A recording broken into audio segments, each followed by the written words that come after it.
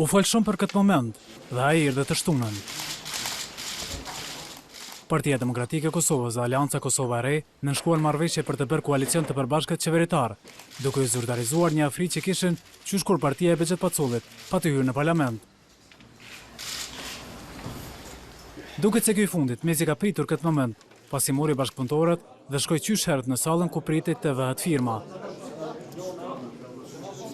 Më pas erdhi edhe ai, që megjithatë nuk dha më shumë se 3 ministri për AKR-n, edhe pse partia e Pacullit kërkonte 4 deri në momentin e fundit. Hashim Thaçi tha se ky koalicion është për të mirën e Kosovës.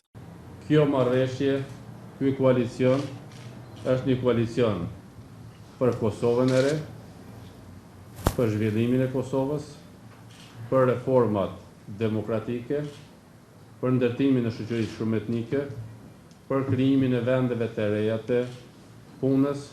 Ndërsa Paculli u shpreh i gatshëm që të japë gjithçka nga vetja për qeverinë dhe qeverisjen e re. Që nga tani kemi bashkëpunimin tim sinqert, duke anashkaluar çdo interes. Presidenti i AKR-s, që mund të jetë edhe i pari i Kosovës nëse votohet në kuvend, tha se pret me shumicë votat e deputetëve.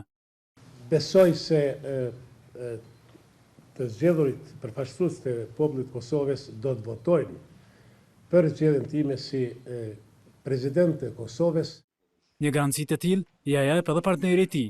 Tani është mbështetja rreth 70 deputetëve dhe do të procedojmë në mënyrë shumë të rregullt, gjithçka sipas kushtetutës dhe ligjeve për zgjedhjen e presidentit dhe të qeverisë të hënë.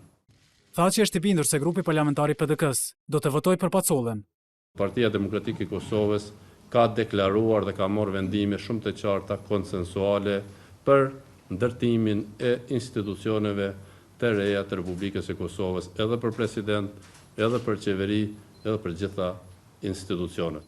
Në bazë të marrëveshjes, AKR si takon Ministria e FSK-s, e Shëndetësisë dhe ajo Tregtisë dhe Industrisë, po ashtu në bazë të kësaj marrëveshje, AKR si takon edhe një pozitë e zëvendës kryeministrit për çështje ekonomike.